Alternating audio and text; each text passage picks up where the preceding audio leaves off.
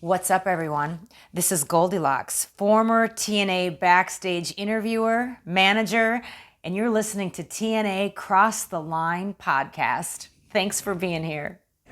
TNA Wrestling, Cross the Line.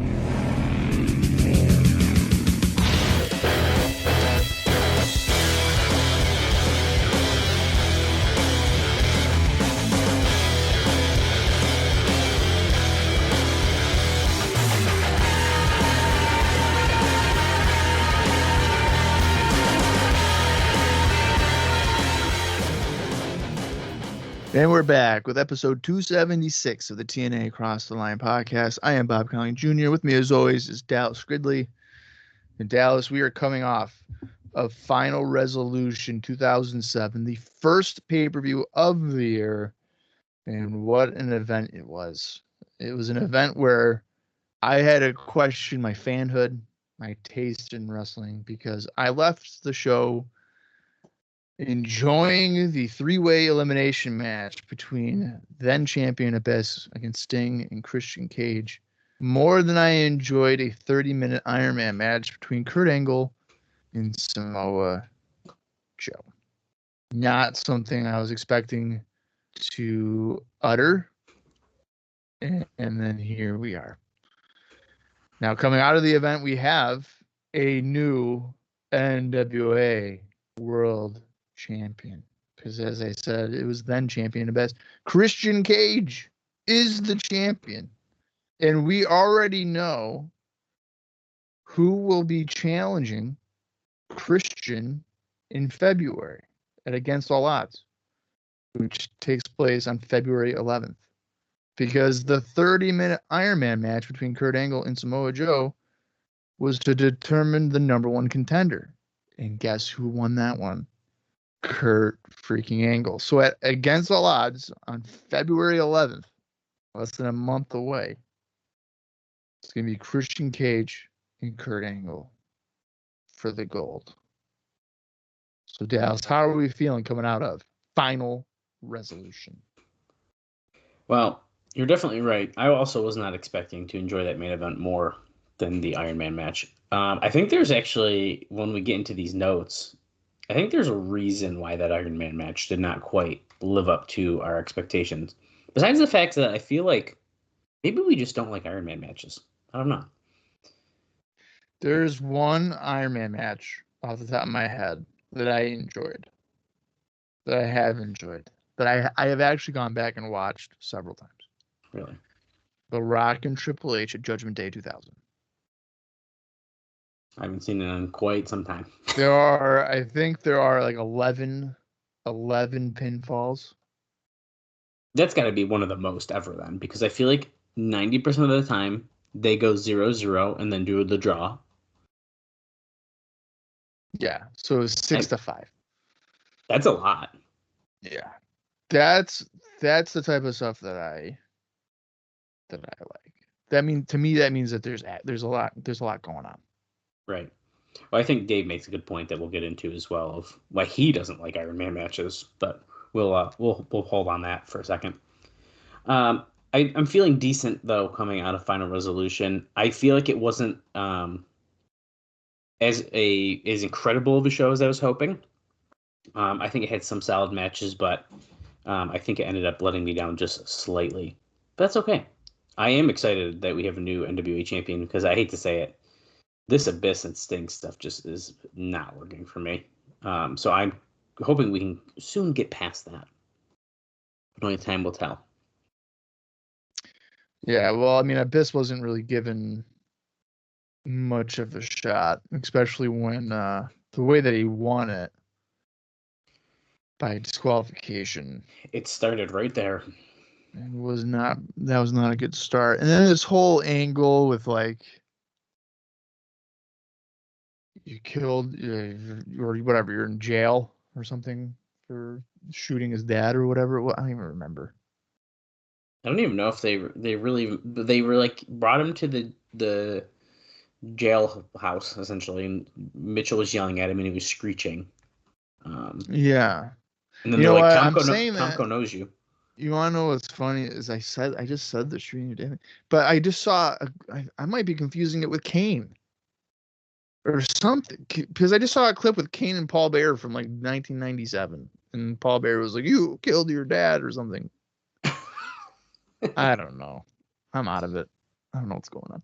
But you know what? Abyss has always, I mean, people have always said, and I tend to agree with it, Abyss gives that vibe of a mixture, a mixture between Kane and Mankind morphed into one. I don't feel like that's like a bad thing necessarily, but I think we have started to like maybe feed into that too much. Well, yes, and then also with like a guy like Russo, who's your lead writer, and his great success came when he had characters like Kane and Mankind. He's gonna Exactly. probably go really into it. Yeah. Because I feel like to me, like he has a mask on and he's like a monster guy, and like so people of course are going to associate that with Kane, and because I feel like the style of the mask and because he's more hardcore is because he's Mankind. So like people are going to make those associations, but I think before we started screeching like Mankind, and like now we have this big secret, and like he did something that we don't know. Like before that, like I don't know if the character gave off like, wow, this feels like a ripoff to me. But Yeah, maybe that's no, just how I'm interpreting it. But that's how people are always going to compare to other things. There's no doubt he pulled inspiration from that, I feel like. But yeah, until we started really going into it, I don't think it was an issue. well, I mean, early on, back in the Asylum years when he was associated with Kid Cash, I mean, he was living in a boiler room. Oh shit, that's right. Which is where Mankind lived. Yeah, okay. That's a good point. Although, wasn't that also, correct me if I'm wrong, Russo was also there at the time for that? So I don't know. When Abyss was making his TV presence, because I know he did like Explosions for a few months before he officially got onto the pay-per-views. So I know Russo had left when like Hogan was supposed to be coming in. And I don't know. I feel like Abyss was first coming in around the time when Hogan, like around like October or something like that. It'd be interesting. Look this up. It'd be interesting to see when that crossover is, but also it also makes me want to like look into the history of the Abyss character. I mean, he's obviously been doing it for I think a decent amount of time at this point. So the development of Abyss was in TNA. Yeah, but wasn't he doing it in like Puerto Rico and stuff? I thought he was doing the Abyss character 2002. Elsewhere. Yeah, so Dutch Mantel created it for him in 2002. Because remember, he appeared in TNA as Prince Justice. Yes. At like the first show, which was a gimmick that he had been doing on the indies, like in Wildside and wherever else. I mean, so that wasn't the incarnation of Abyss was birthed in Puerto Rico, yes. But now so it was 2003 that he obviously came in here. So it looks like his first appearance was July 2nd, 2003. So Russo would have been there. Okay. I mean that. And then like on a more consistent basis, it started on August 20th. There's definitely a good chance that that's kind of maybe where some of that came from then.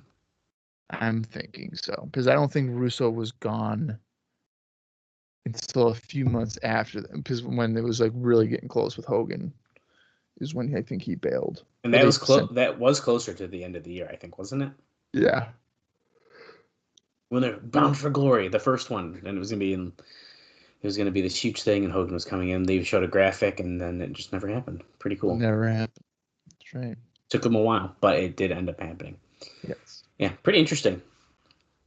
Let's dive into the poll results. Bob, correct me if I'm wrong. I think we both ended up giving it a thumbs up. Because there's nothing like offensive on it. Yeah, I think I was leaning upward. Yeah, and I actually was I was a quite mild thumbs up. I was tempted to say it was in the middle, but I think thinking back on some of the more solid matches, it was good enough that I wouldn't be offended if someone watched it after I told them to. So, what do you think the readers of the Wrestling Observer newsletter thought? Did they give it a thumbs up, a thumbs down, or a thumbs in the middle? I'm gonna say they went thumbs up. They did, but not as much as you would have thought. That's why I hesitated. I didn't think it would be like a concrete thumbs up. Yeah, 52.9% were thumbs up. Wow. So it's pretty close. And that's 72 people. So that number will be important momentarily. 24.3% gave it a thumbs down, or 33 people. And 22.8% gave it a thumbs in the middle, or 31 people. So I feel like normally we say that when they're in the middle, it's generally a fairly positive thing. But there's so many in the middle here, it almost makes it feel like the opposite. But that is where we ended there. What do you think got voted on as the best match from the show?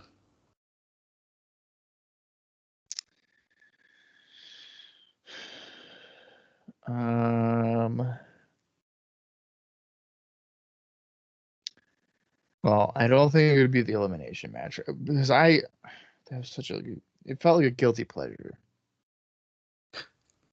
Because I enjoyed it, but it wasn't like a wrestling masterpiece. So I'm gonna say that they went with Daniel, Sabin, and Lynn.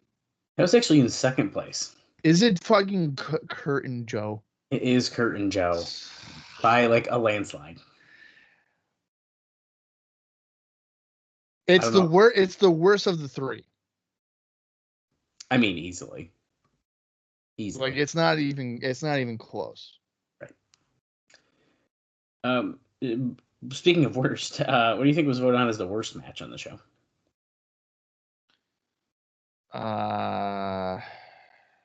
LAX and Team 3D. It sure is.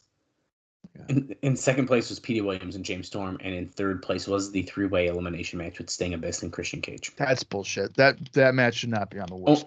Only 8 people voted for it, so they're just being stinkers. Yeah, they're just being marks, dude. Yeah, exactly. Let's dive into the Wrestling Observer here, and as we go over Dave's star ratings, I have just pulled up ours because starting guys in 2007, we are keeping track, baby. We are ready to go until we forget. Until we forget, but I feel like now that we're starting, I think we got this. We should be able to maintain. I'm feeling pretty confident that we're gonna remember.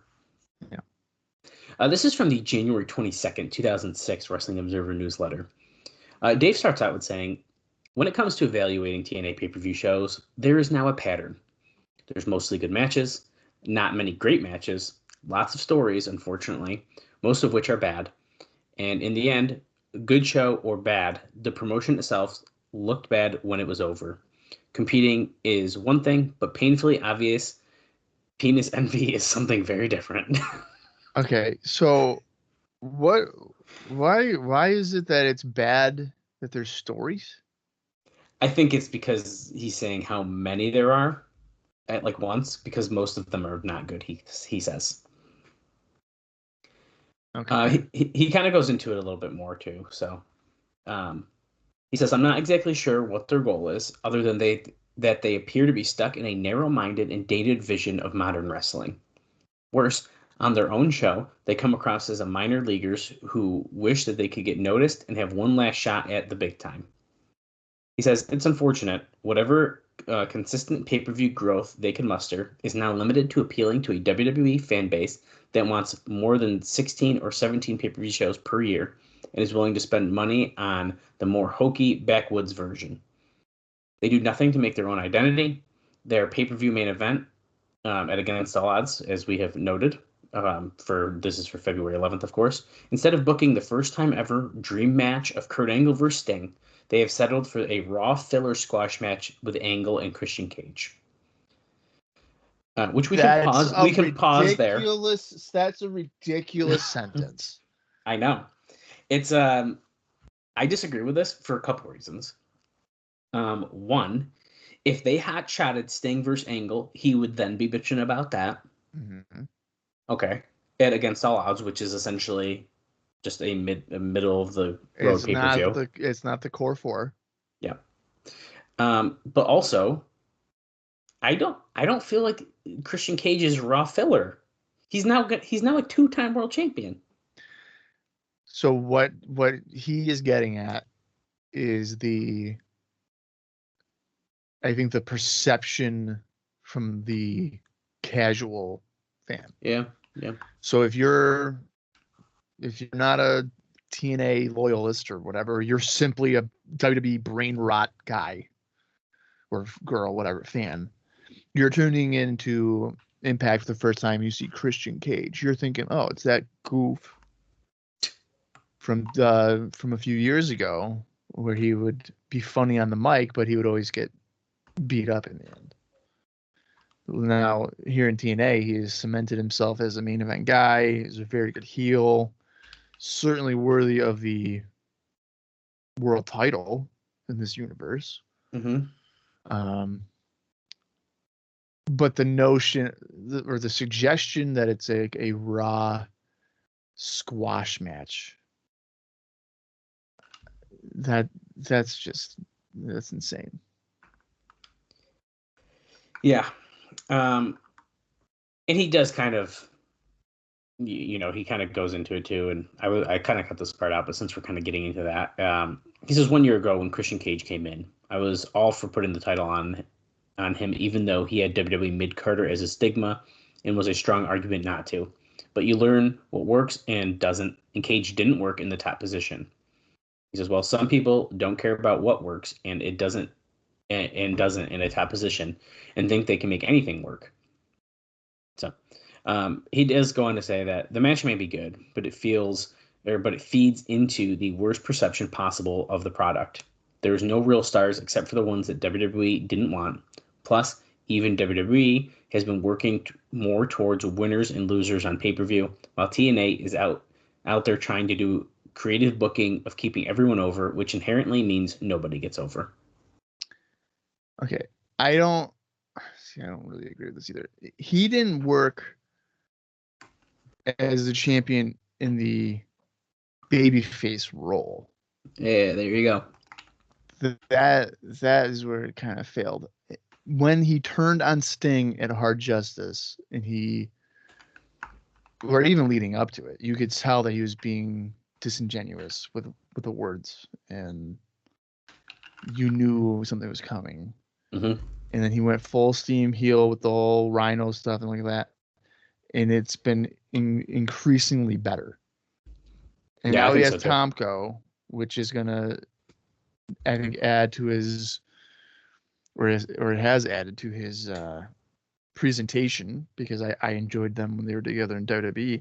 But I'm sure that part of Meltzer's argument there too would be like, oh, we're going back to the WWE stuff, where it's like he's pigeonholed into a, that type of presentation, which I could get. But I don't know. Heel Christian Cage in TNA, I'm all for it. And it's not a fucking raw squash match level with Kurt. That's insane. Yeah, I agree. He continues on. He says, when the December pay-per-view did half of what November did, the truth was that there was no way around that. The show was doomed. It was stuck in the middle of a plethora of pay-per-view events, and with TNA having done nothing over the last year to develop much of a unique audience, because it's done anything to develop a unique product, or nothing to develop a unique product, they are the second or third brand to most of their regular buyers. Last month didn't have a big show feeling and came 3 weeks after arguably the best match in company history. Going in, that was a terrible time to book Angle versus Joe 2, but the damage was done. This past week was a terrible time to book Joe versus Angle 3 in my mind, but at least the circumstances were different, with a less crazy pay-per-view month and 5 weeks between, but the result from early indications appear to be the same. He notes that their response for the Observer newsletter, which we just discussed, was down 2% from December. But he does say, if you like good wrestling, Final Resolution on January 14th in Orlando, before the usual crowd of 900 fans, with hundreds turned away, gave you that. So, see, there's a positive here. If you like good wrestling, the show was good. There was only one bad match, he says. There was some decent comedy, but it went on too long. There were a lot of angles, some of which were good, but the overriding vibe was negative, with some of the worst booked finishes you could imagine. The problem is, what was wrong with this show would have been obvious to anyone on paper looking at it before the show took place. It's one thing when things don't work out in execution, but the execution was fine. It's another when you are out of touch with your audience. And this is a pretty interesting point he brings up here. So, on Raw on January 8th, when the crowd was chanting TNA in St. Louis during the Rosie O'Donnell Donald Trump skit that they were doing, we've talked about this in the past. That was brought up on the show, and Dave says it probably should have been. Now, in the exact segment that it was brought up, a minute later, the TNA crowd, and keep in mind that these are a few hundred loyalists who know that they are part of the show, and their reactions matter a lot, on live pay-per-view, booed the segment out, chanting boring and we want wrestling. They laughed at what WWE did, and yet they did the same thing. It's one thing to not learn from their successes in the industry in 2006, but it's another to copy the failures of 6 days earlier. That's a pretty interesting point. It absolutely is, and that's in reference to the Hemme and BKM, right? Yeah, we'll be talking about that. Don't you worry. Yeah.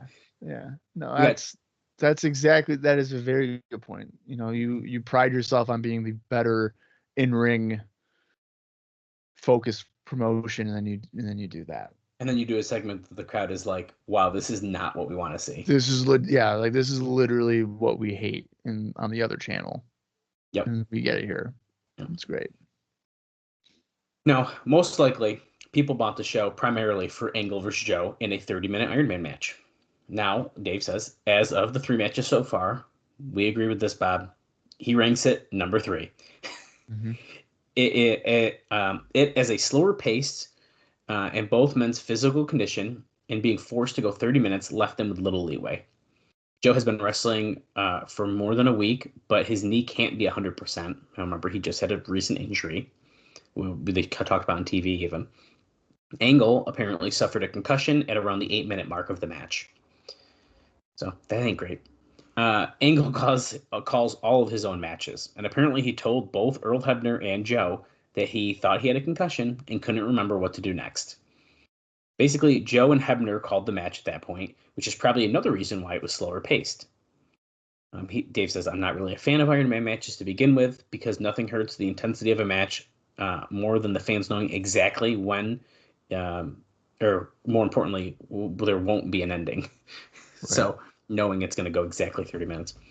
Now, if fans don't know when a match is ending and it goes 30, it can be a classic build. If they know exactly when it's going to end, it's more difficult for the wrestlers because fans know nothing means anything until maybe they're 25 minutes in, which you, Bob, you noted as well as soon as the match started. Yep. Now, he does say Iron Man matches have never worked on television. Pay-per-view is a different animal. It's more hardcore fan base when you pay $30 for a show. If you aren't switching to something else for like 20 minutes. And these were two of the best guys for this idea. It was by no means a failure, but TNA failed to deliver a product that people who missed it would want to buy the replay, like they did many times when they did the outrageous replays because the pay-per-views were that good that people were buying all the replays. So pretty interesting. I think the concussion note is a huge factor in the Iron Man match, going slower now that we know this. Yeah, I didn't know that. I'm assuming it happened in the match. Yeah.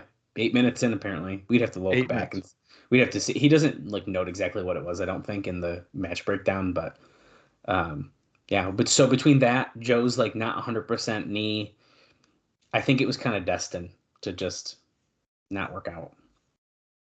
Yeah, that's a lot of hurdles you have to overcome. Mm-hmm. My favorite is the second match. I think it was better than the first. But I think the first and second matches were really, really good. So it's my story. I'm sticking to it. Yeah, the second one. The second one is where the finish bugged me. You didn't like the finish. Yeah, you didn't like the finish. Yeah, just because of the chair shot where Angle essentially beat himself. But yeah, I mean, the third one for sure is the worst. Okay, it's time to get into the matches, Bob. I got my star ratings pulled up that we did, and I got Dave's here. But first, we got to talk about the pre-show, which we did not see. So I always like reading these since we don't get a chance to actually see them. Now, there was also a dark match that was not on the pre-show, which we, of course, mentioned during the show. But it was Johnny and Jason Riggs, who are brothers from Las Vegas. They were under a WWE developmental contract in 2005. They defeated Serotonin's Johnny Devine and Frankie Kazarian. The Serotonin is such that because the big spot is Raven caning the guys who drop the falls, they have to lose, even to unknowns. We don't even know how they lost, but they lost. On the pre-show, or I guess now on the actual pre-show, Lance Hoyt pinned Chase Stevens in 2 minutes and 4 seconds using a version of the TKO. Now, AJ Praninsky of the Chicago White Sox and conditioning coach Dale the Kiss Demon Torborg were at ringside heckling Hoyt. After the match, Hoyt and Torborg got into a shoving match. Hoyt pulled Torborg over the guardrail, but Praninsky jumped over the rail and hit Hoyt in the back with a chair shot. Dave says it was a good shot. Well, but it wasn't over yet. Shane Douglas came out and started chastising Stevens for wearing the franchise colors, since Douglas had deemed the experiment with the Naturals over and a failure. Douglas read him the riot act, and then Stevens asked Douglas what he was going to do about it. Stevens shoved him, and security ran in. Now, the Torborg versus Hoyt match with David Eckstein and Hoyt's corner and Praninsky in Torborg's corner is apparently going to be scheduled to take place at Against All Odds. I don't know if that's a TV spoiler or if they said it on the show, but if it is a spoiler, sorry. TV and pay-per-view are very different animals. Curiosity car crash segments are better on television because people will watch for free, but they won't pay for them. This is not going to sell pay-per-view orders, but may garner some interest in media play with the idea that it can bring curiosity seekers to the product. So, a lot happened there. The suggestion there is that people would want to watch a baseball player? If it was like the crash segment, but they don't want to pay for it. Yeah, I definitely wouldn't want to pay for it. I think the more interesting part of this is the fact that Shane Douglas chastised Jay Stevens for wearing the franchise colors. Hey, why are you wearing yellow and black? Well, didn't they wear that before? Anyway. No, they were wearing pink. Oh, pink. Yeah. They probably don't have the fucking gear anymore. They might not, yeah. I don't know. It's kind of funny. Okay, into the main card. Of course, I'm doing a brief breakdown of these matches for the most part. If you want to hear what we thought about these matches in full and how they went down, check out the Final Resolution 2007 episode in our archives. So Rhino defeated AJ Styles in 14 minutes and 44 seconds of a last man standing match, except that the rules were after each pinfall, the loser had then 10 seconds to get to their feet. The crowd was super hot early, and they opened fast. Now, after a Pele kick by Styles, Rhino recovered and hit a gore. He then did a second gore for the pin at the 13-minute 50-second mark. Now, keep in mind, Earl Hebner then had a 10 count. It took Hebner, according to Dave Meltzer, I don't know if this is factual, 54 seconds to count to 10. Which is wild. He was taking forever. He was, so it's probably accurate, but that's awesome. Now, the story here is that Styles could have gotten up, but he saw that Rhino was stacking up tables, so he decided to stay down. So, he pussied out. It's basically the modern equivalent to the old heel walks out and gets counted out finish. Except the heel didn't get counted out. Instead, Styles went to leave, but Rhino chased him to the back. Rhino gave Styles a pile driver on the ramp, which probably should have put him in a neck brace for 3 weeks. Not 86 anymore, but fine. Instead, yeah, but here's the thing. I agree. I know you agree with it. That's why I said that. Because here's the thing: when you do shit like that, you don't do anything to sell it. What are you telling your audience? It's a move. You can't do anything to tell a story. I feel like nowadays, I'll give it. Listen, I'll give him the fact that it was on the ramp, and that maybe should have been a little bit more devastating than if he just did it in the ring. I'll give you that. Yes, on the right. If it's in the ring, no, you don't need to do a neck brace. Okay. I agree. On a ramp or a concrete floor, come on. We got to sell it a little bit. Okay, fine. I agree. We got to do something. Fine. Because then in the future, if you do it, to like let's say Sting gets pile driven on the floor and he's in neck brace, it's gonna be, well, what the fuck's the difference? Is it just because he's older? Like, is that the excuse? But so here's an example, right? So, we're in 2007. So what, 8 years ago, when Stone Cold got ran down in a parking lot, he got hit by a car to sell his neck injury thing, so he had to have a neck surgery. I feel like not even just a TNA problem, but wrestling in general, especially today in 2025, a guy could get hit by a car in the opening segment and then still be in the main event 2 hours later. I mean, yeah. Because there's no selling. There's no patience to the story. We got to get it done as soon as we can. We got to get it going because partially like the audience, and I think I've even kind of developed this where like I won't watch a full AEW show, but I will see clips of it and I'll watch a clip of it and I know what's going on. So I don't think they have the patience in large part to tell a story for a long period of time. WWE is certainly doing that now in a more like cinematic version of things. But I've noticed that trend far too many times. There's just it's okay to let something breathe. But in this instance, AJ gets pile driven. And then 3 minutes later, he's standing tall with his music playing. Yeah. I mean, there's no selling there. So that's why these guys got to do fucking outlandish things to get a reaction, because that's true. Something as simple as a pile driver on the floor, it's just like, fuck that. You're not wrong. So yeah. Part of me is still old school in that way. And that's why I feel really detached from modern wrestling when like you'll send me a clip of a guy jumping off a balcony onto a guy to put him through a table. And I'm sure that if there was a cover, he kicked out at 2. Yeah, that's a good point. You know what I mean? Yeah. But then 3 minutes will go by and he'll win with an inside cradle. Right. And it's like, well, what are we doing? Why are we winning with an inside cradle when you just jumped off a balcony through a table and he popped out at 2? Give me a fucking break. And it's not even just like one match is like that. There'll be like several matches on the same show that will be like, oh, here's a top rope Canadian destroyer, kicks out at 2. But then he kicked him in the nuts and he pinned him. And it's like, what? Okay. Like, fun. I see what you mean. And that's not just a TNA thing. That's not just AEW, not WWE. That's everything. That's how it is now. Yes, and I think that's a major problem. I think a major problem with wrestling storytelling in the ring is that if you and I are putting a match together, and I were to say, hey, I'm going to give you a middle rope pile driver, but you're going to kick out at 2. And then we're going to keep on going. And then you're going to beat me with your finish or whatever. Mm-hmm. Right.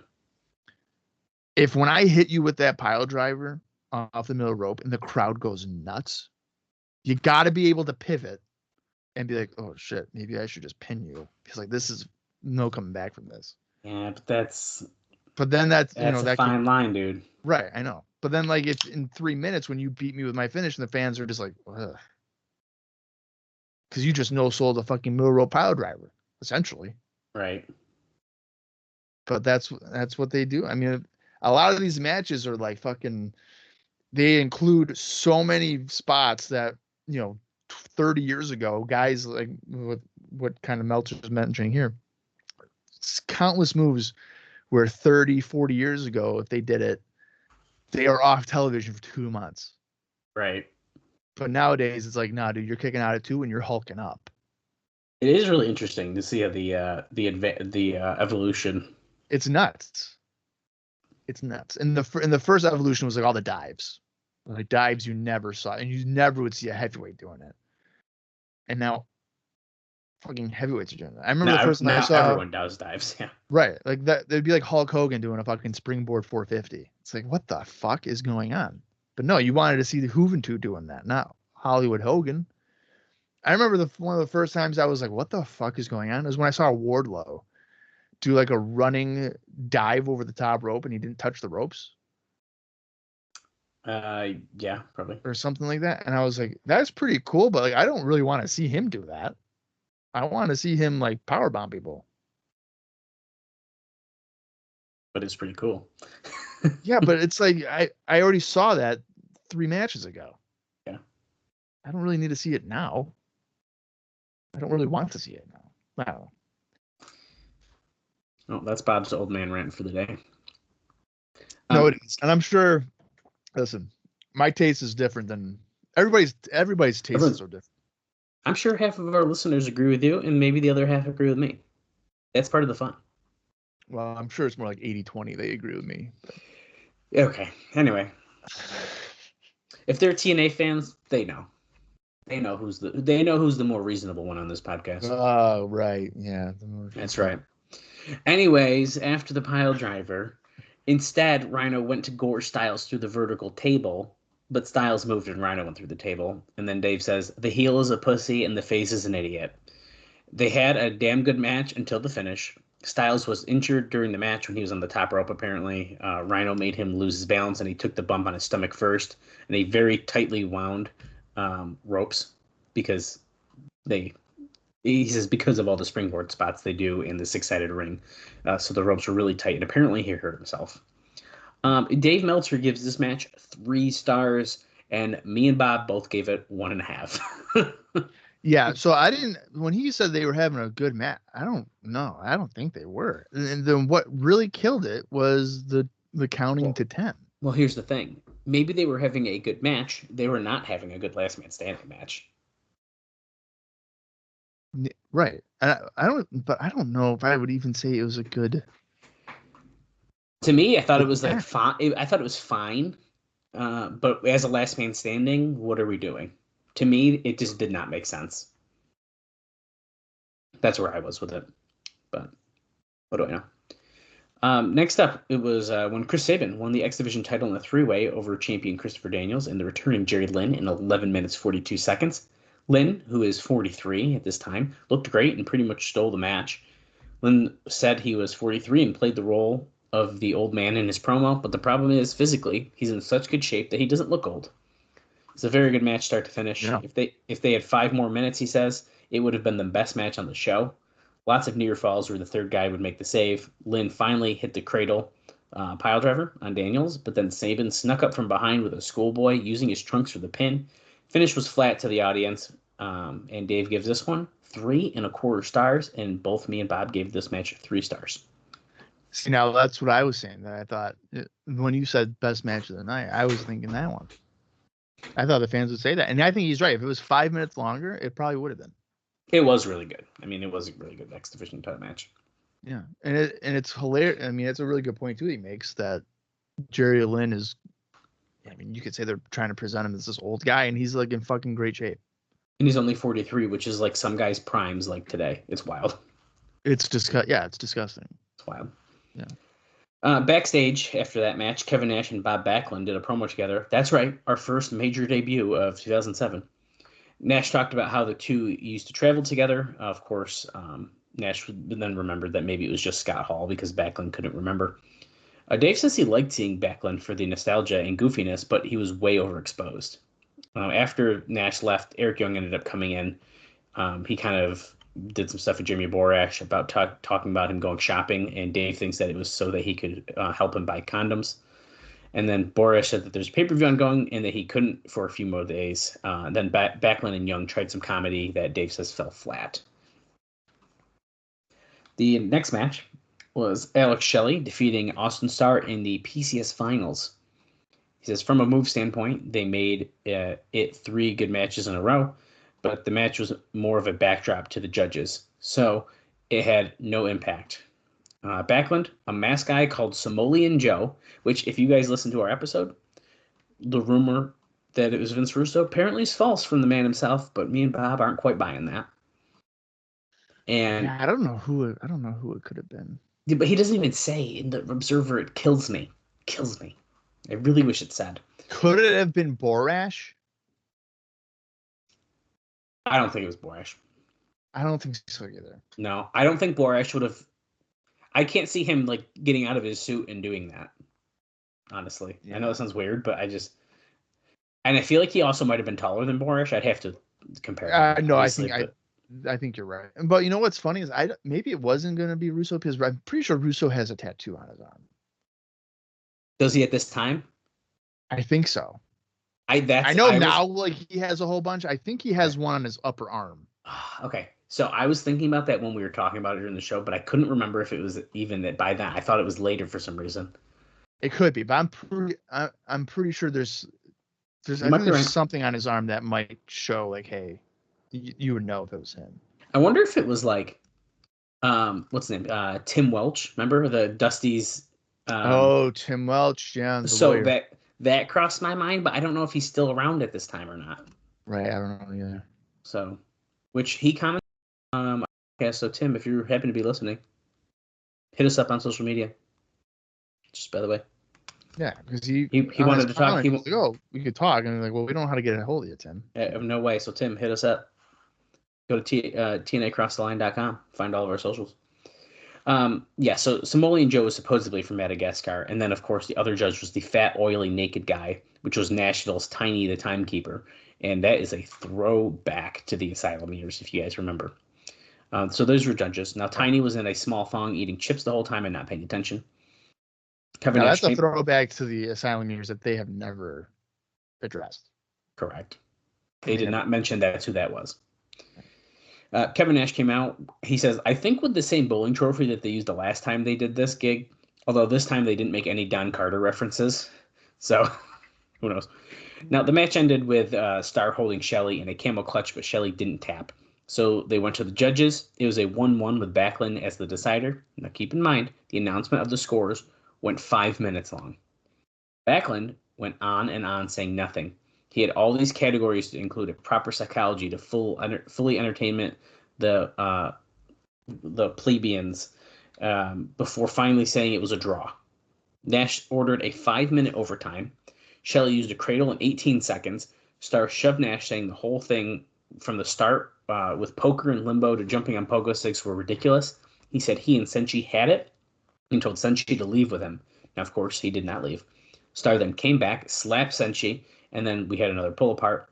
Then Starr shoved Samoleon Joe and the fat guy. Backlund got up and put Starr in the chicken wing. The crowd was really into the chicken wing spot, and the wrestling was good. But as a 20-minute long segment, it dragged badly. He gives this match 2 stars. And as a reference point, I gave it 2.5, and Bob gave it 3. Yeah, I mean that's just for the wrestling, not for the whole segment. Right.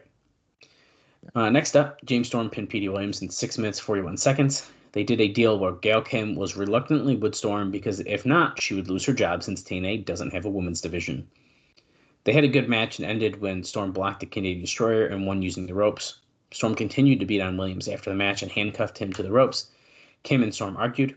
Storm went to hit Williams with a beer bottle, but Kim kicked Storm low. She got the beer bottle, but before she could use it, Jackie Moore, she's back, baby. She's now 41 at the time. She showed up and attacked her. Storm held Kim up, and Moore came off the top of the leg drop, replicating AMW's death sentence. And Dave also adds that, he says, I'm told SoCal Val, who they have had standing at the ramp all night for no reason other than they have the camera shots look up her dress. She has tremendous potential as a personality, and she's right under their nose. And we get these women's matches that nobody wants to see instead. And he says, don't worry, it gets worse. He ends up giving this match 2.25 stars. I gave this 1.5 stars, and Bob gave it 1 star. So Okay, I'm surprised that Jackie Moore is 41. If you would have told me she was 48, I would have said, "Yep, sounds about right." I I think can't believe she's that young. it's another thing where it's like you just assume she's wicked old, like Jerry Lynn at the time, but she's not really. She's not at all. She doesn't look old, but it's just like, she's been around for seemingly forever. Exactly, it's because she's been You around would so think long. that. Yep. I think that Jackie Moore is a good addition for James Storm. I've always tend to enjoy her. Thought she was pretty solid. Yeah. There's a little history there too, so I'm for it. Yeah. I like it. Yeah, that'll be good. Okay, next up was the really bad segment, and this is why he said don't worry, it gets worse. So Yeah. VCAM was out. They declared victory in their war with DX. They talk about that a lot. The crowd was bored throughout this whole thing. Now, out of all of this is where it takes a turn. I think it was bad before it, but then this part happens.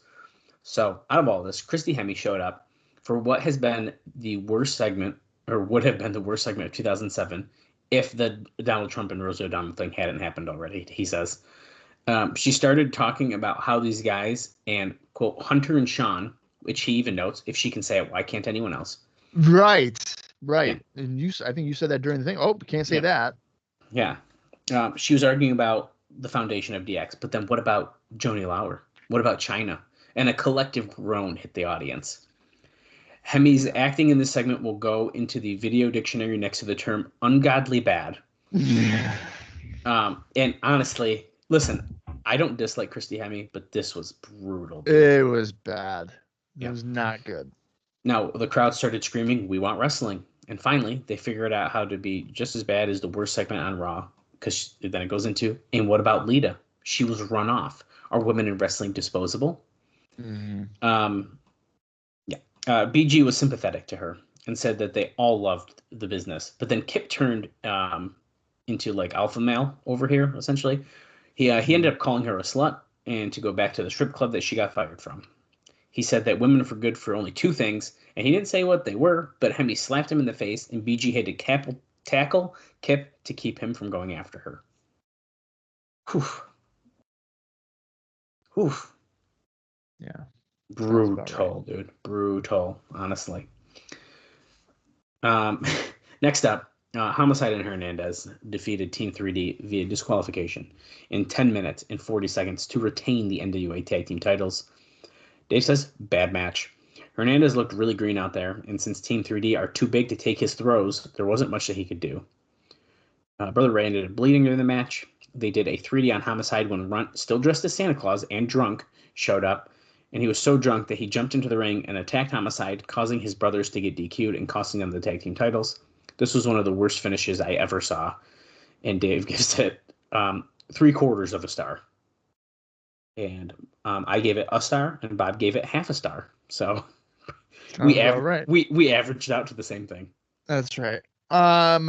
You know what? I never even thought about the size issue for Hernandez because what we like best about him is like being able to toss people around, and he can't do that with Devon and Bubba. I think they're probably too big, and there's no way that either one would take the bump, even if he could. I think Devon would. I think he could do it to Devon. I think he could. You can at this Bubba, time. You cannot do it to Bubba at this time. No way. No. Yeah, it's an interesting call out.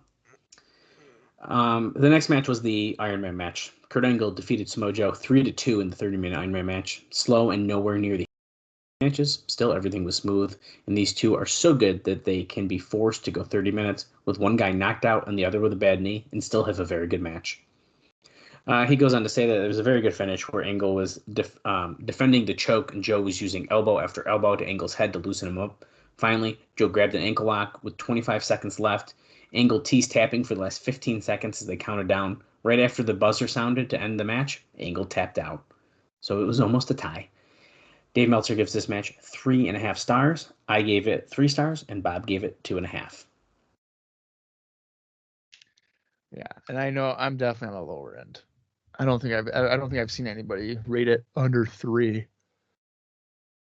Yeah, Well, But I don't know. It's people, just people see the names and it's like a default. Like that's I think that's definitely part of it. after that, there was a Sting promo in the back. Jim Mitchell and Abyss showed up. Sting snatched Mitchell and told Abyss to back off, and Abyss didn't save Mitchell. And then we went into the main event. Christian Cage won the NWA title in a three-way over Sting and Abyss in 13 minutes and 6 seconds. Tomko was banned from ringside. Jim Cornette ordered Tomko into the cage that they had there. Being that we just saw a TV match where the cage didn't work, why use it again? Great question. The first fall, and that's in reference to Christian escaping it, by the way. First fall went 5 minutes and 26 seconds when Christian kicking Abyss low and Sting pinning him with the Scorpion Death Drop. And then later on in the match, Christian came off the top of the Frog Splash for the pin, and he took the title.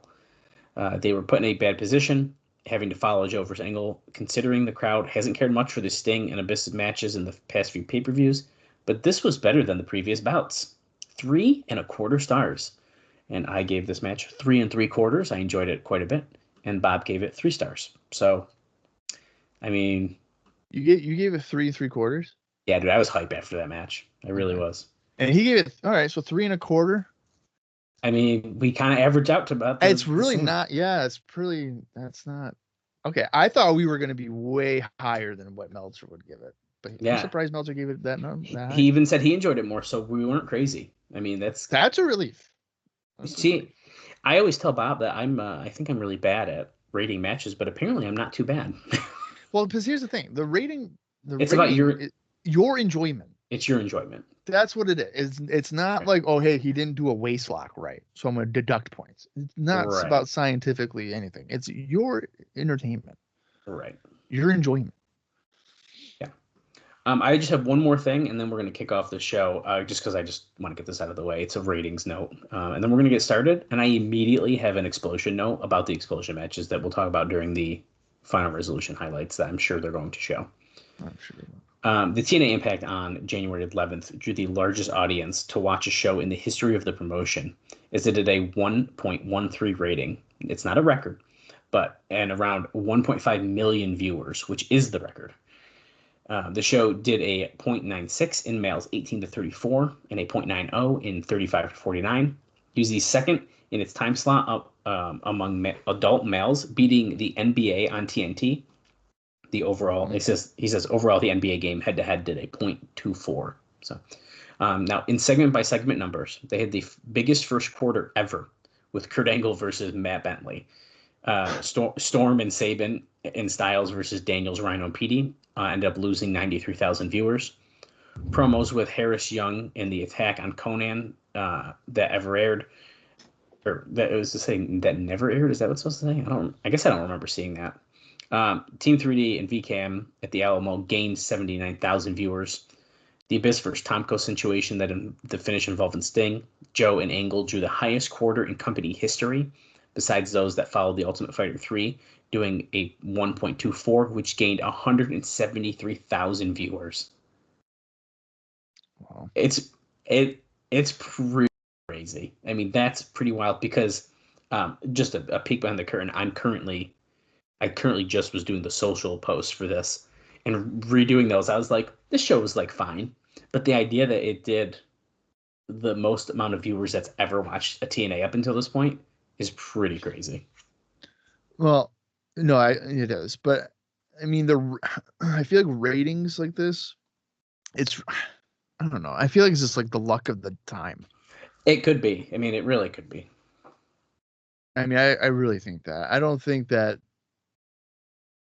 there's any rhyme or reason for Matt Bentley to get the highest quarter hour ever. It's Matt Bentley's fault. I hate to say it. Well, it just shows that he's the draw. He is the draw. He's the draw we didn't know we needed. That's how I take it. Yeah. Well, that wraps up our Final Resolution recap and our pre-show notes. We have a bunch that we're going to go through during the show. Some pretty good stuff I'm looking forward to. Updates on Conan. I don't know, what else can I tease you? I don't know. We're about to get into this. I'm just pumped. Yeah. Just a heads up, everybody. There are no indie notes for this week. That usually tends to be the case when we're coming off of a pay-per-view weekend. So, at least not anybody that's involved on the show directly today. So I didn't forget. There's just nothing to be noted. That's good to know, so I don't have to ask you after every match. Right.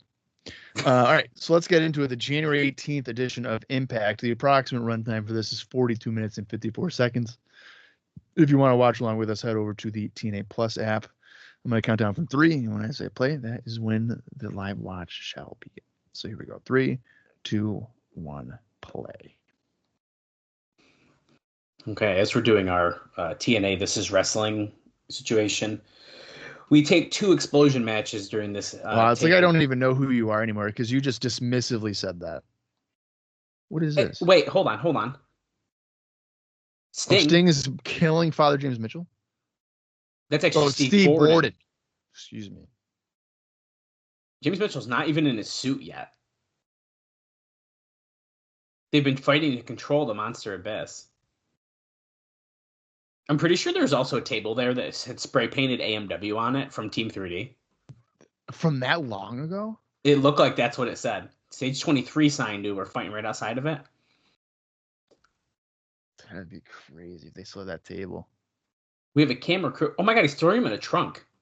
Somebody call the police. This is okay. There are so many felonies that just happened right here. Wow. Okay. Here's the final resolution part. Kidnapping, assault. This is amazing. As well. This taping took place on January 15th, 2007.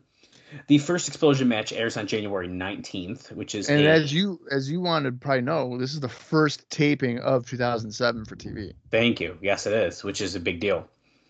The first explosion match was Alex Shelley defeating Jay Lethal.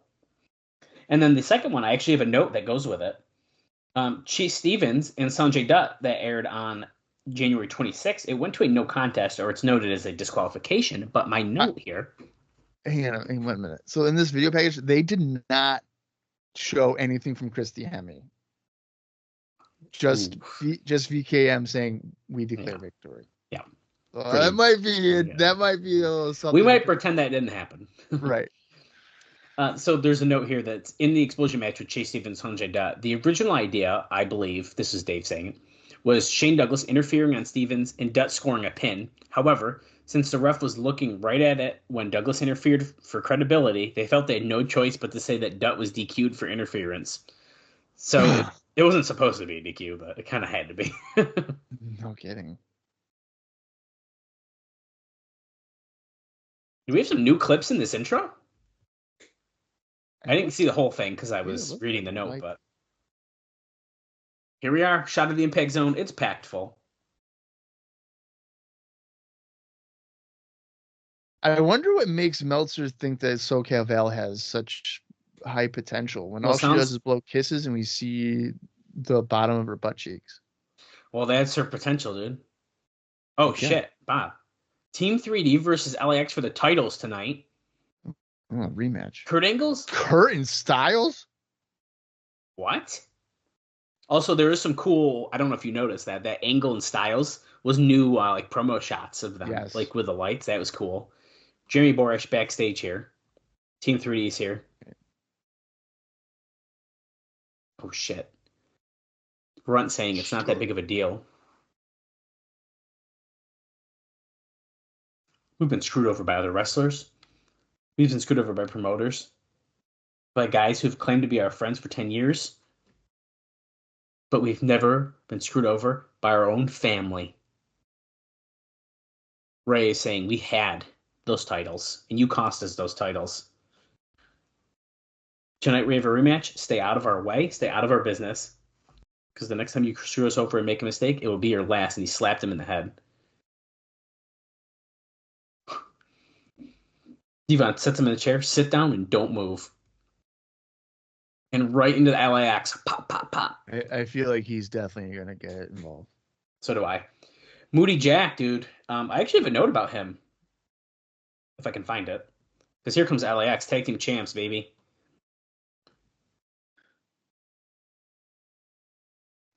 This tag team is fucking awesome. Shout out Hernandez, friend of the show.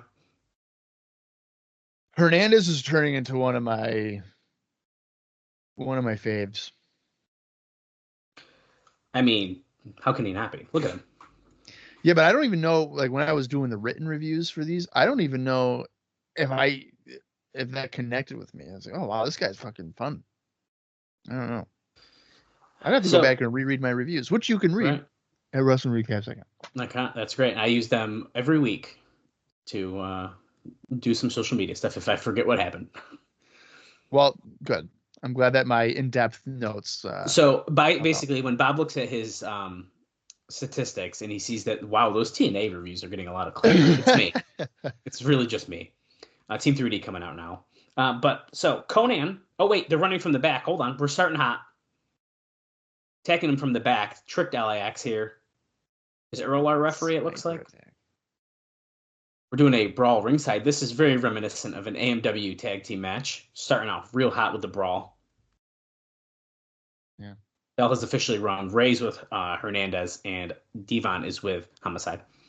But Conan had his hip operation on January 11th in Monterey. And just the fact that he had it is good news because it means the dialysis he's been on is working, and they felt that he's healthy enough to survive surgery, which they didn't feel was the case a few weeks ago.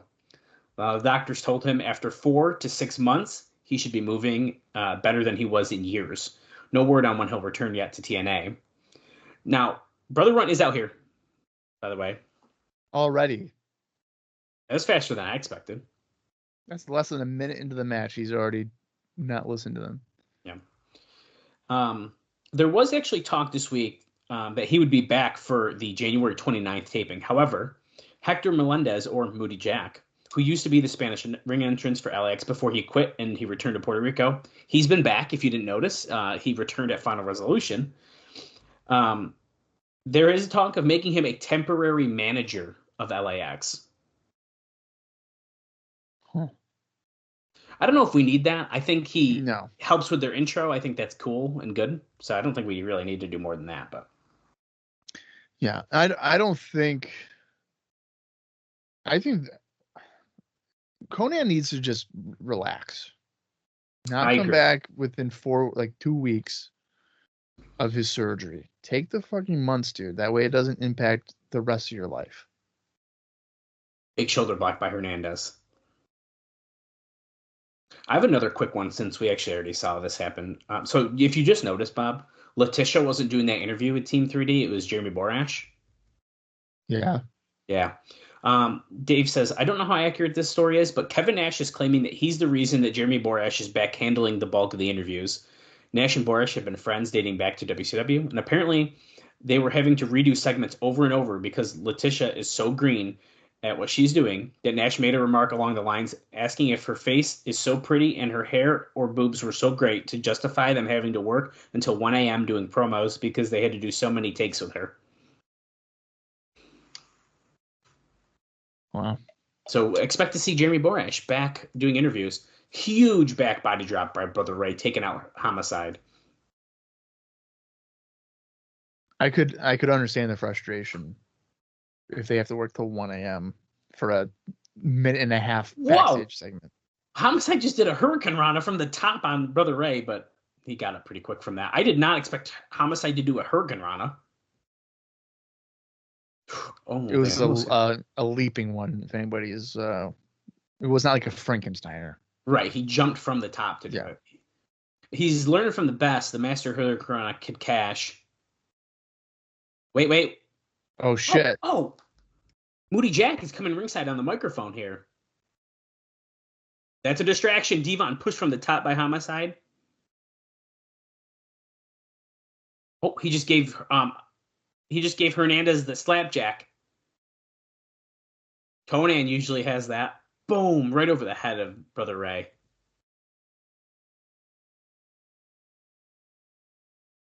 Yo, 5150. Let's go, baby. LAX retains the tag team titles. Wow. I'm shocked, to be honest with you. I'm just kind of surprised by...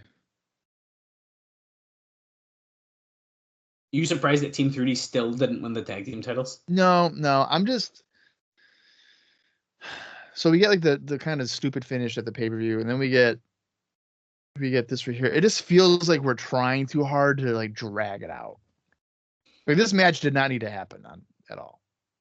Okay, so we're backstage with Jeremy Borash, and Abyss is screaming in the back, and he's throwing his chain and throwing stuff, throwing a temper tantrum.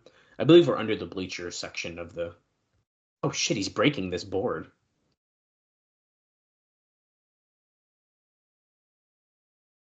And we're back from commercial, and Gail Kim is attacking Jackie Moore. We're in the women's room. Miss Tennessee. Okay. So she's not Jacqueline anymore. She's Miss Tennessee. Okay. Sounds good. I like that we're just fighting in the women's room. I like how there's a camera in there. That's against the law too. They literally said, we got cameras everywhere. Yeah, what the fuck? Okay, we are just 10 minutes and 27 seconds in, and so much has happened already. Yeah, there's a lot going on. I'm like, feel like I'm like losing my voice because I've talked so much already. So we've had an attack in the women's restroom. We've had... This is... Don West is saying, we've had so much involvement with women, more than we normally have, between Jackie and Gail Kim, and now he's mentioning Christy Hemme, and she's doing a sit-down interview. Let's hear this. With Borash. With Borash.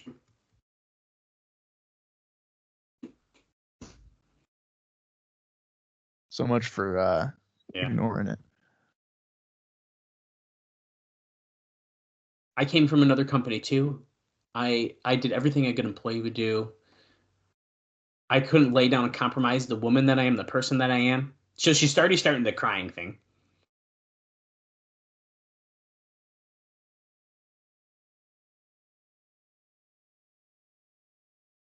Oh, it might have been a different company, but you still have some very big issues with what's going on there. Oh.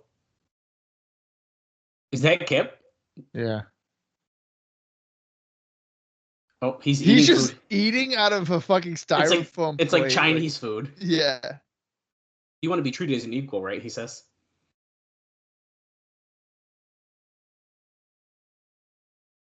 Oh shit. He goes, I don't know if you know about the ladder of success, but before you go up, you gotta go down. And then she got up. He just threw her food on her, and she's slapping him, and BG just walked in.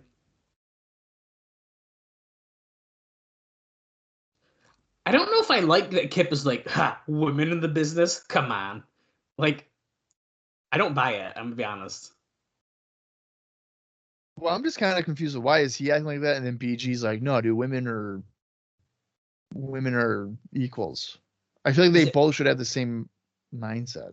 Right. Hey, here comes our NWA champion, Christian Cage. I have a note about him, too. There's going to... Well, I don't know if... You might have already mentioned this last week, actually, Ben. The reason that Christian is doing limited indie dates is obviously by choice. Right now, he's charging $2,500 per shot. Now, the match... Sorry, well, repeat that? What happened? He's choosing to do indie shows, and he's charging $2,500 per indie show. That's it? Yeah.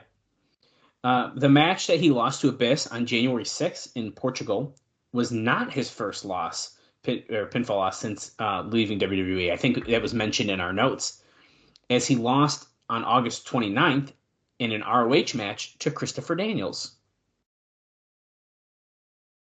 Oh. Sorry, July 29th. I said the wrong date. And I would have noted that on our indie notes.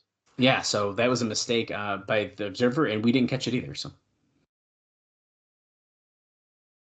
Christian's got the biggest prize in the industry, or NWA World Heavyweight Championship. He's going to cause some seizures because he's talking and there's just strobe lights going on. Yeah. This feels like I'm watching an episode of Thunder. Also, this is like what Sting's things are like. Why is he also in the Lightning? Is he doing that to taunt him? He's talking about his opponent. It's none other than Kurt Angle.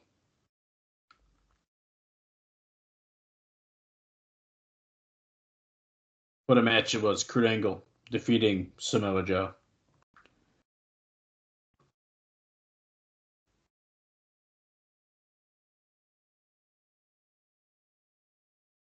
He's going through his laundry list of who he is. Submission specialist, shoot fighter. Oh, and he's the biggest something he's ever met. He said asshole. And here comes Kurt Angle right now. I have actually a bunch of Kurt Angle notes, but since he's wrestling later, I'm going to hold on to those. Here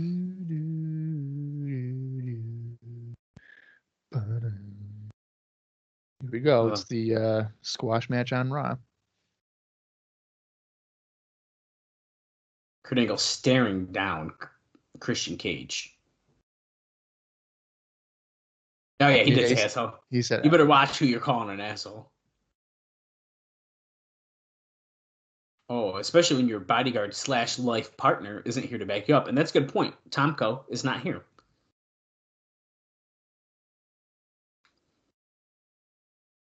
For the next 3 weeks, I want you to take that title home with you. Shine it up. I want you to take it to bed with you. Because at this pay-per-view... He doesn't know the name of the pay-per-view. He forgot the name. I hope Christian goes well at Against All Odds. He does that. He forgot the name of the pay-per-view. Oh, did he just spit on his face? He sure did.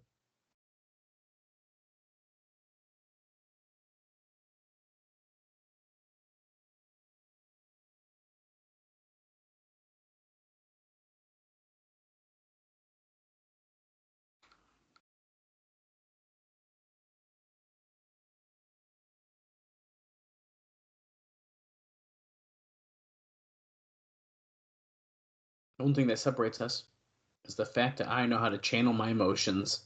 I thought he was going to say, I know the name of the pay-per-view. That would have been awesome. That's like a current day thing, though, that they would do. Yeah, they would. I also know that to beat a guy like you, I need to get inside your head. I like that he's wearing a suit jacket with like a hoodie underneath.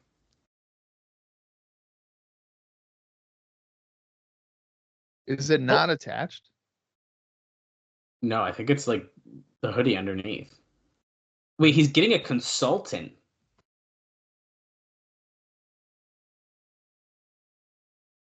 This person thinks just like you? This person wrestles just like you? Is it Simone Joe? No. Oh, shit. Maybe.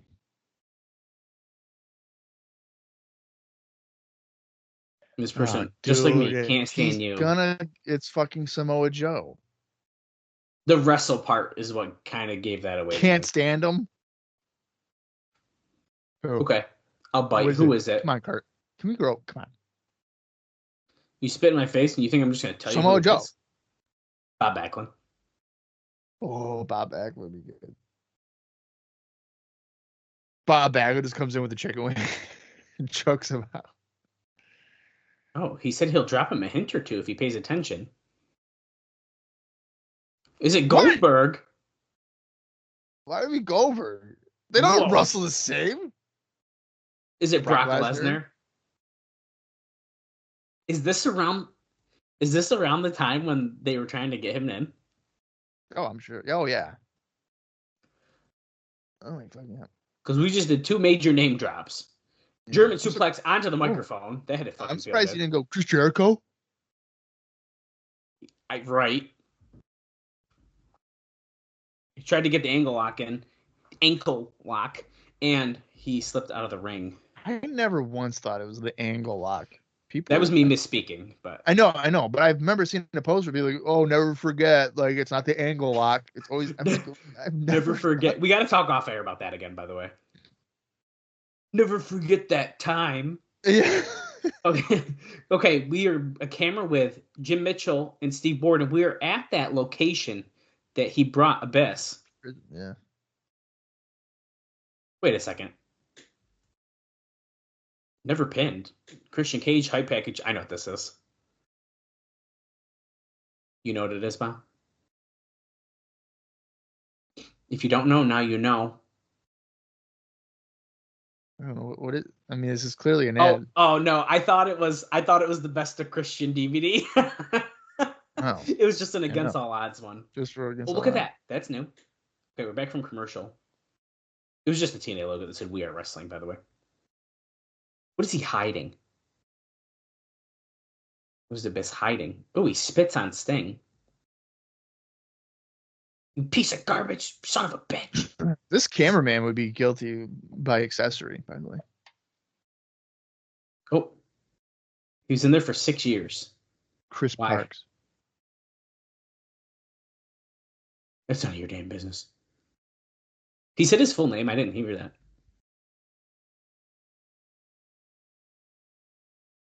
What's he hiding? Why was he in here? Why do you care? Why do you even care? Mitchell's beat up. He's bloodied. His shirt was ripped open. Abyss is a piece of shit. He's garbage. He was nothing before I met him. I'll be nothing afterwards. You could argue that's accurate, but anyway. Just saying you could argue that is true. I see a human being, not a piece of garbage. We're trying to Is Sting a moron? I mean, Abyss has turned on him and misled him several times, and he's still like, I see him as a human. Do you ever see those like graphics where it's like morally good versus like bad person morally good, and it's like a chart, and you like figure out. Sting is morally good person, and he always sees the best no matter what it is. No matter what. He's chaining up Mitchell. He said he's going to get the answer tonight. Oh, he's handcuffed. Sorry, I thought it was chains, but he's handcuffing Abyss doesn't Mitchell. even talk. How can he get the answers from him? Abyss just goes. I'm telling you right the fuck now. If Abyss says what he did, I'm going to be pissed. I will be pissed. Okay, we've been informed that Sting is headed to the impact zone. I can just see it. I can just see it now. Sting is going to be like, you have a voice. Speak for yourself. Oh, God, you're right. You're right. Oh, Paparazzi Production. Interview with Nash here. He wants to thank him for the PCS, the success that it was. JB. Oh. You want me behind the camera again? Okay. He's like, I got something next week for you.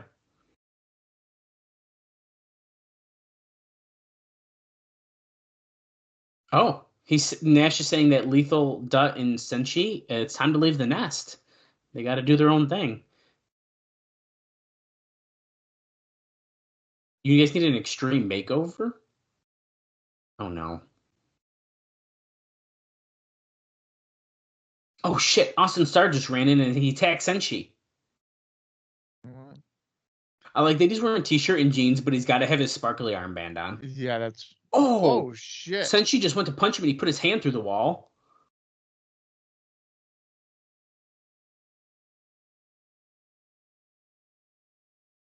Wow. Okay, pull apart here.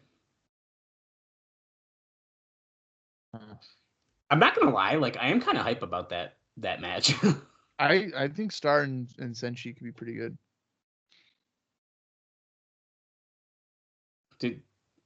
Oh, okay. Kurt Angle is backstage in Jim Cornette's office with JB here. You got some kind of coach. I know you know something. It's a consultant, Kurt. Get your grip on yourself. I don't know nothing. Also, did that promo package just say we're going to see the debut of the Cowboy James Storm, or did I mishear that? I think it was with Jackie and his corner. Okay. Miss Tennessee. You got other things to think about. Don't let him get in your head.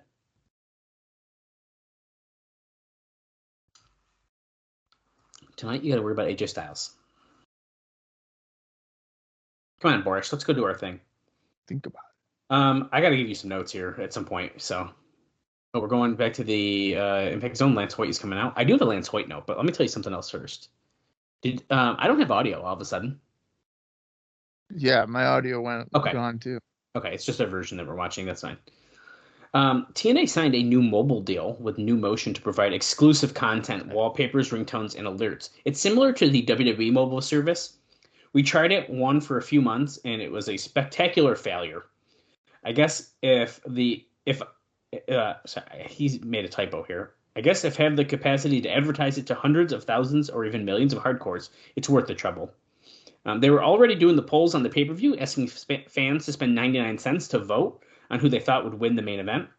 It flabbergasted me, and people participate, but at the same time, especially Sunday night, it flabbergasted me that people buy these pay-per-views. And if you couldn't tell that Alvarez wrote that, I don't know what else to tell you.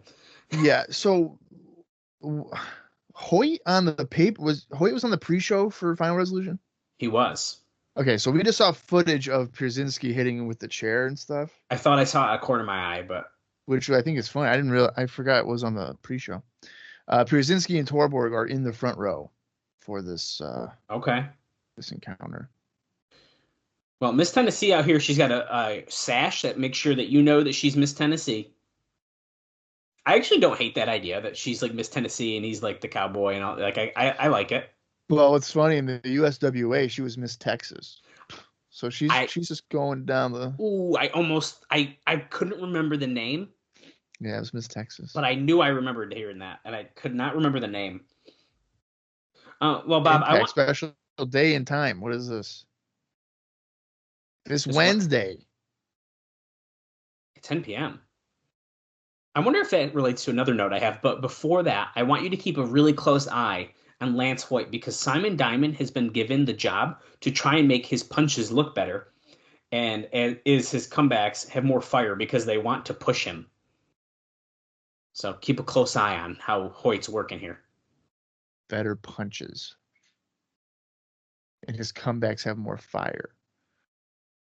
Because they want to push him. Okay, so that special impact was not the one I was thinking of because as things are planned, there's Praninsky and Torborg again. Miss Tennessee is up on the apron, distract.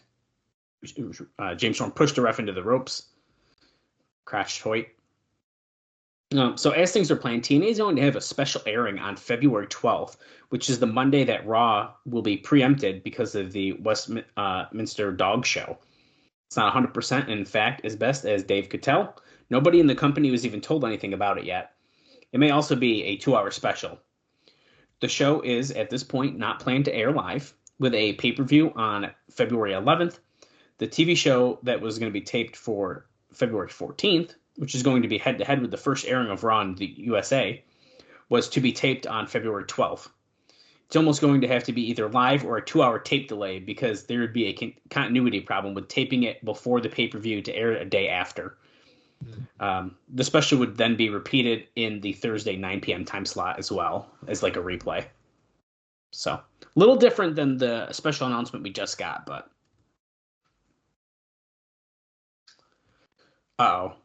Torborg has look at that incorrect date against all odds, January 11th. Oh, good catch, Bob. Oh shit. That's funny. Someone tag Matthew. Yeah, right. Oh, James Storm almost just took out Torborg after Storm. Oh shit. Praninsky with a chair to the back of Hoyt, and then the super kick by James Storm. Okay, so there was no. I didn't really see any punches there.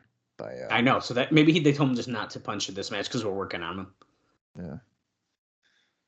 Yeah, I don't know. So what is this noise? People are going nuts for something. Oh, Gail Kim. Oh my God, Storm's punching her in a scoop and tosses her into the ring. Uh-oh. I'm surprised they're doing this. What the fuck? Oh! Holy shit. That was a really messy looking like TKO style move. Yeah. Look at Praninsky's autographing the head of Lance Hoyt. P.D. Williams is out here now. What? There's way too much happening, dude. No, he's not going to destroy her. Okay. Gonna go with Storm, but then a low blow by Miss Tennessee, a super kick to P.D. Mixed tag all over this, does it not? Absolutely. He just took a fake swig out of that beer bottle so bad. He sure did.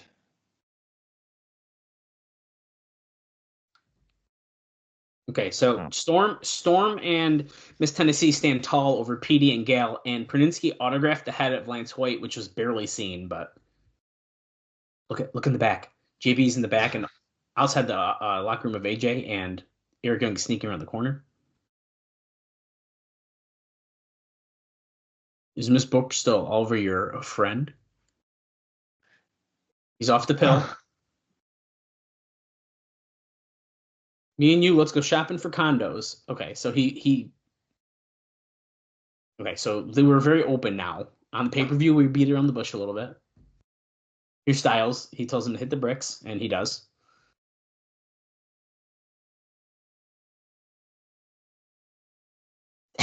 Styles, he goes, so you and Angle one-on-one tonight. He goes, what a great day for me. This is gonna be perfect. That's awesome.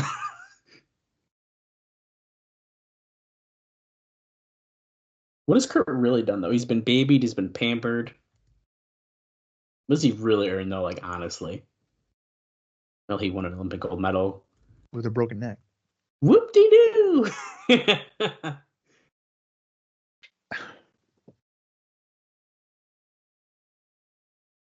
This is my favorite AJ Styles interview so far.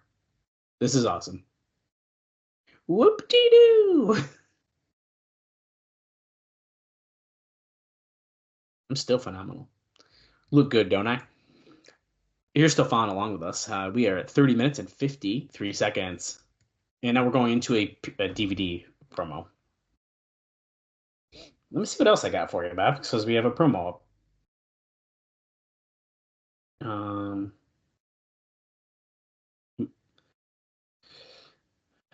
Oh, another Sting DVD thing. There were more financial cutbacks this week. Many members of the office staff who have their hotels paid for in Orlando were told that they could double up and stay at the DoubleTree or get a single room at a less expensive place. They also eliminated the company shuttle of getting people to and from the airport. Cutting back, dude. That's not good.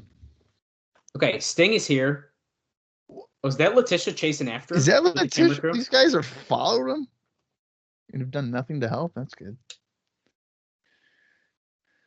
AJ Styles coming out. We're heading into our main event, and I have a couple Kurt Angle notes I'll give you during this. I think I missed doing this one during Team 3D's match. Apparently, the UWF, they're doing a show on February 3rd in North Carolina, and they currently have booked Team 3D versus the Steiner brothers. So it's pretty good. TNA did keep trying to put that together for pay-per-view this past year, but between 3D's commitments to hustle and then Scott Steiner's deal running out and not being able or not being willing to have TNA book his indie dates, it just never ended up working out. Wow. So UWF is going to get Team 3D and Steiner's first? That's wild. That's crazy. Right. Let me try to give you these Kurt Angle things during his entrance, and then that's it for the show. And we can enjoy this main event, which is what I'm hoping to do. First, New Japan announced that Kurt Angle would be working the February 18th Samoa Hall show. The appearance was booked through TNA. No opponent has been listed yet, but names thrown out there include Yuji Nagata, who has an amateur background, and Manabu Nakanishi, who is big, is what it says. The company had been trying to get him for the Tokyo Dome show on January 4th, but that clearly did not work out at this time. And the other Kurt Angle note I have... Kurt Angle interview on George Michael Sports Machine aired on January 14th. He was called the TNA Heavyweight Champion.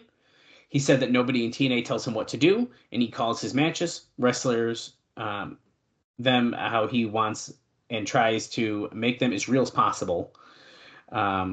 He said that he has an aura that allows fans to believe even when they wouldn't otherwise. He talked about painkiller issues and that he's wanted to do one MMA fight. He really doesn't consider the monetary offers he's turned down so far, but he'll say that for publicity and credibility or whatever. So, I don't know. It seems like it was quite a wild interview, but how would you feel about a Kurt Angle Yuji Nagata match? I don't really like Yuji Nagata, so okay. At this time, I'm sure it would be better than what I would picture, but I'm personally not a big Nagata fan. So in 2007, the only stuff from Yuji Nagata I had ever seen was when he was in WCW for like a year, and he fought it seemed like he only fought Ultimo Dragon, and I liked Ultimo Dragon a lot, and it just felt like Yuji Nagata always fucking beat him. Really? Yeah, it just felt like, I don't know if he did, but it just felt like he just beat him every single time. Huge belly to belly So by Kurt Angle, by the way. I don't know. I'm even today, I'm not really familiar with anything Yuji did in Japan. I know he is considered one of the better wrestlers. And I think that this should be pointed out because my exposure for Nagata is like old man version. Right. And like he's presented like he's the legend that he is, and I don't disagree with that necessarily, but from what I have seen, I couldn't care less.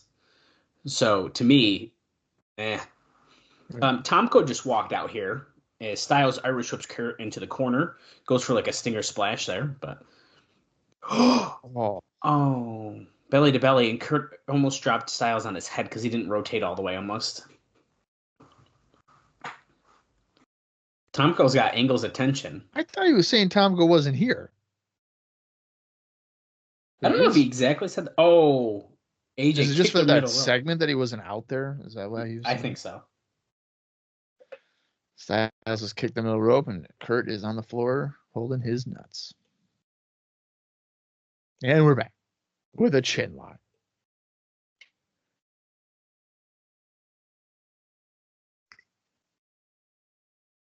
First time ever. That's something you hear on AEW weekly.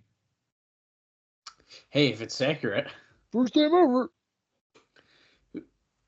Nice lock in here. Now, yeah, since Tomko came out here, hey, Pro Wrestling Noah shirt, front row center. Look at that. I also like it when they're like, I mean, WWE does this too. Like, CM Punk talks for the first time on Raw in 13 years. Yeah. I don't care. Tomko's sitting ringside with his feet up on the ring now. Now, I just want to make one quick point. I'm looking at Yuji Nagata's cage match here. It's a spoiler because it hasn't happened yet, but it doesn't affect us at all. But in April, Yuji Nagata becomes the IWGP Heavyweight Champion.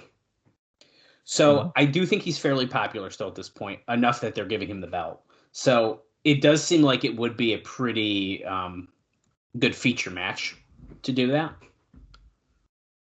Yeah, but I'm just curious how it would translate to the American audience. Like, I don't think there's. At this time, I don't think it would at all. Yeah.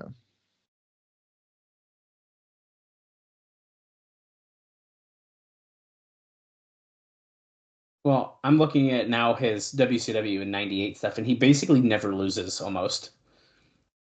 AJ has a chair in the ring, and he missed Kurt Angle. And look at this. Olympic slam onto the chair. Onto the chair. Nice. Ooh. Yeah, the Nagata Dragon stuff, I think, was like 97. And that's a 3 for Kurt Angle. Oh, my Lord. That is nowhere near what they will eventually do. Well, of course. It's a quick TV match. I didn't think it... But it's like, don't do it. Just don't do it. It's a TV match, dude. Just don't do it. Should they have saved it? Probably. But I also feel like Styles is in a weird place at this point. Here you go. Angle's immediately going after Tomko. Yeah, I mean, I don't like it. You're looking at it in your hindsight of like, I know what they're going to do. Well, I don't know if that's necessarily true.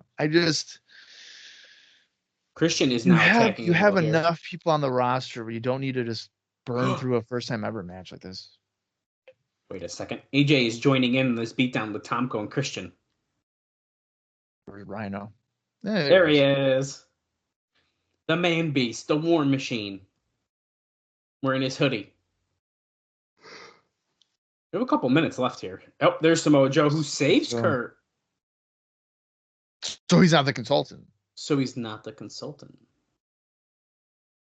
Or is Christian gonna is Christian gonna be like now, and then he's gonna beat him up?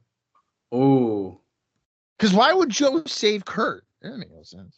They have Kurt's that weird... gonna be like, you're the consultant, even though you just saved me. They have that weird, like, Kurt, I said I was gonna give you a clue. I said, do you got a clue now? Oh, security's pulling them apart. They didn't even do anything yet. That one guy almost slipped. So. Yep. Wait. What would be the controversy with him being consultant? I don't know. Wait, we're after this commercial break? Wait, we're going into the adrenaline rush thing, but they said don't go anywhere.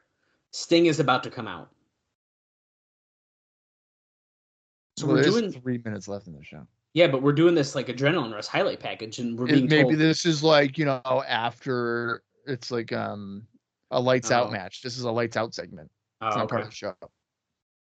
The lights will go down, and when they come back up, we are not responsible for anything that happens. Right.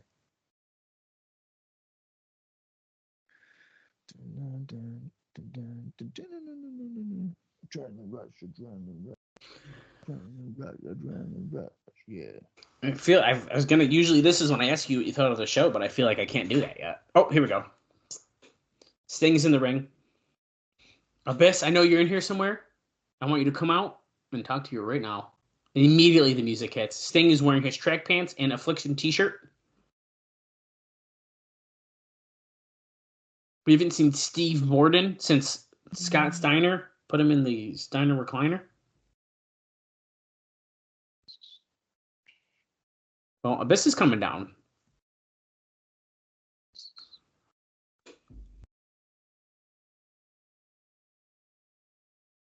Da-na-na-na, da-na-na-na, da-na-na. You think if Abyss talks right, I'm gonna be so mad.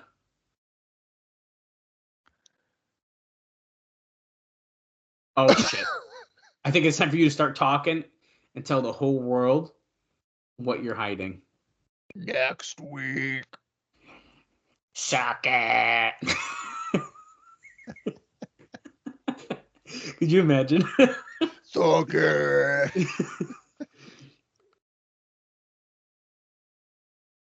Why were you in that prison? Tell us why.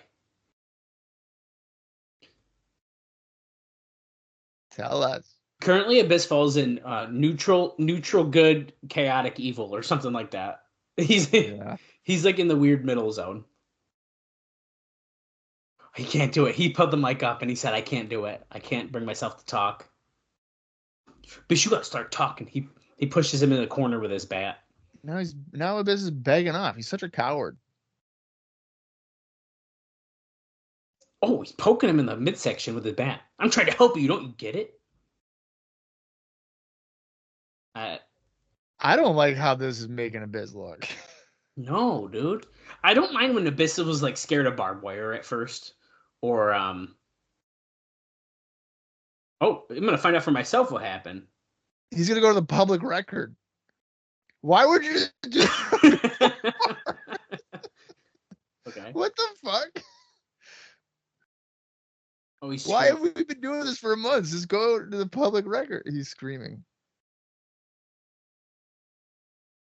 Wow, that was an awful way to end the show. That was horrible. Fine. You know what? I'll just go into the public records. Okay, you said that from the beginning. Wow. Well, besides that part, what'd you think of the show?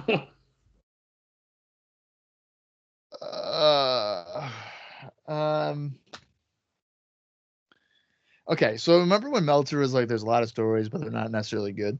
That's kind of how I felt about this. There's a lot going on, but I don't know if most of it is anything I cared about.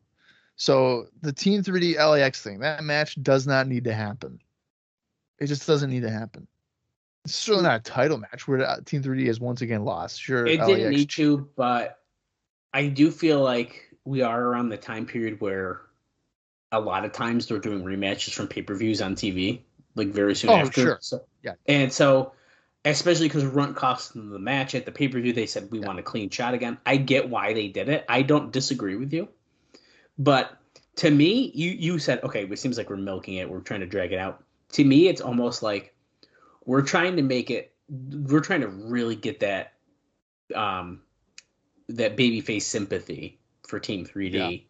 And I feel like at this point in time, I feel like you and me are of the same idea. It's like, I can't believe they haven't won the titles. And like, to me, it's almost to the point where it's like, can we just give them it so we can just move on and like do something different? They've been chasing him for a year and a half. Yeah, and they've lost title matches at least half a dozen times. Yeah, to me, they're barely So should be a contender.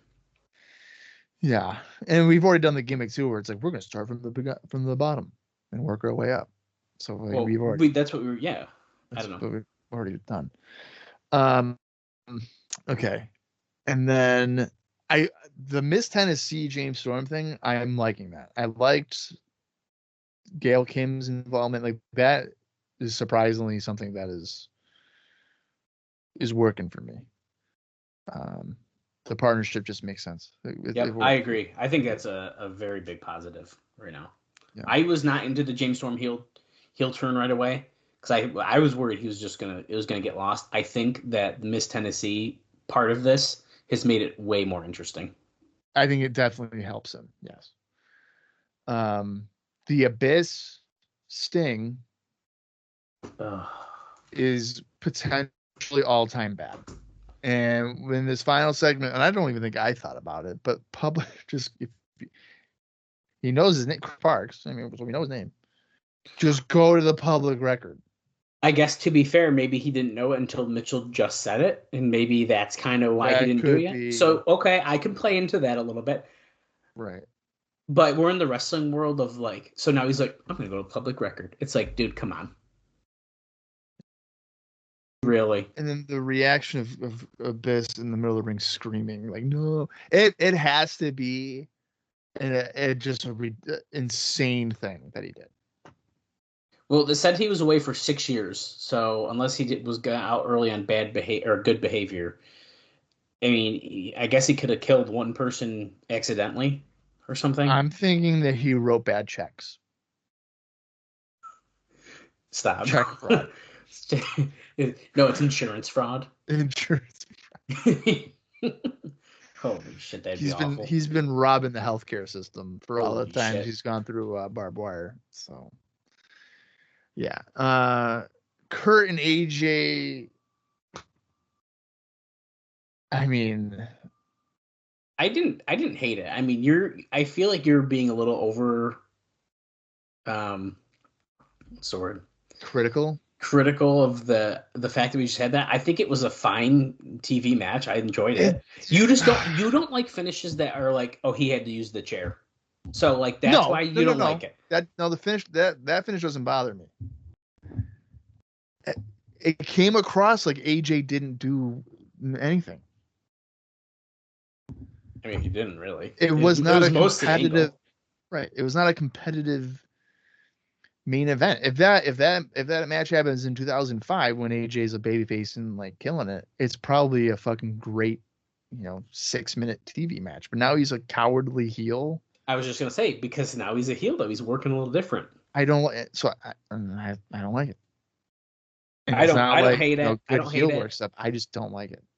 I don't dislike it, and I think that it still leaves the opportunity for them to have a good pay-per-view match down the line. So I don't hate it. And pay-per-view would probably be different.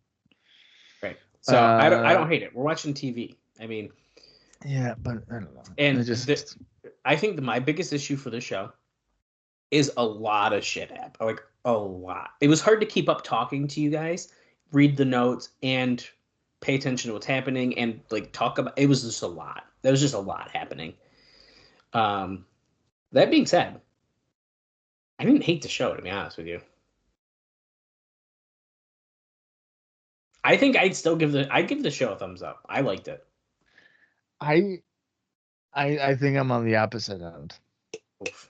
I mean, the Hemme stuff is like not good. See, I enjoyed the rest of the show. I forgot that happened already. Yeah, but like that probably shouldn't happen because they're clearly making that into something. Well, they are. I don't know what I don't know what thing, that is. Like, I don't hate that either. I mean, okay, bye. I want to know what it is. Yeah, I don't know. Oh, so Bob's doing a thumbs down. Yeah, I'm gonna go thumbs down. Oof. Bob's already ruined our streak we were building up for 2007, but it's fine. It's no big deal. I think the only thing I liked, well, two things I liked: Storm and Miss Tennessee thing, and then the Star Senshi brawl. I like that too. But aside from that, there isn't anything that's like, oh wow, that was fun. I enjoyed that. No, I don't. Yeah, I don't know. I definitely disagree. I don't know. I thought it was a fine show. And here's the thing, though. Here's the thing. I think it's good that you disagree, because I don't. When people are always like, "Oh yeah, no, I totally agree with that," that's fucking boring. Yeah. It's good to have two different opinions on something, because then it's like, oh, cool. I'm not listening to two people just, yeah, okay, fun. It was good. 10 out of 10. Like, fuck that. Right.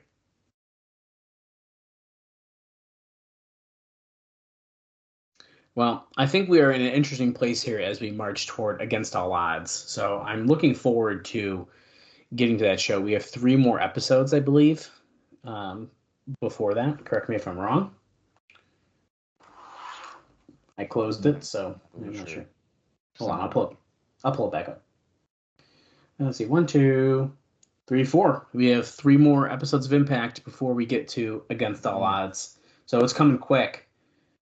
And I think we're trending that way. Yeah, trending that for the next one. And then, after that, we have a bigger build toward the April show. So we are heading in a good direction.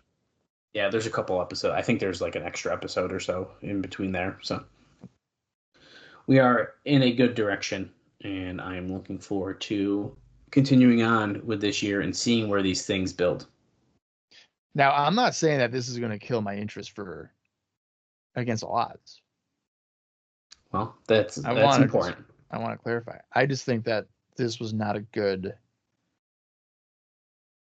follow-up. Okay, we can accept that. There's nothing riveting. I don't know, but I'm sure I can't. Whatever Abyss's reveal is, because I don't. Here's the thing: I don't even remember what it was.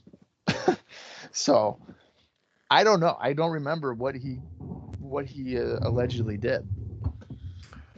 Well, I don't think I know at all. So I'm looking forward to that. I definitely heard it because I did, obviously, the written reviews, but I don't remember, and I'm not even joking. I don't know what he says. I don't remember the reasoning. Well, I would assume we're going to find out next week now. I mean, if he goes to public record, if Sting doesn't go to public record, why wouldn't Mike Tenay or Don West and be like, hey guys, so this is what happened. That's what we probably should. And how long is Mitchell going to be handcuffed to that cage outside of the jail? Oh my God, because no one got him. He's still there. I would hope Letitia or somebody called the police and let them know. I don't know. How long is he going to be sitting there? Only time's going to tell. Yeah, that's kind of crazy. All right. Well, Dallas liked it. Me, not so much. If you watched the show, let us know. What side are you on? Are you hashtag Team Bob or you hashtag Team Dallas? Let us know. I'm definitely curious. Let us know on the YouTube comments or any kind of comments. Wherever you can leave a comment, let us know. Email us and tell us why I'm right and Dallas is wrong. All right. Next week is potentially the reveal. That's not confirmed. But you never know. Maybe Christy Hemme will have some more opinions about women in wrestling. She will. Yeah, I'm sure she will. And maybe we'll figure out some more matches to be taking place at Against All Odds. But until next week, for Dallas Gridley, I am Bob Colling Jr., and this has been the TNA Across the Line podcast. Good down, good down, good down. Good down, good down, good down.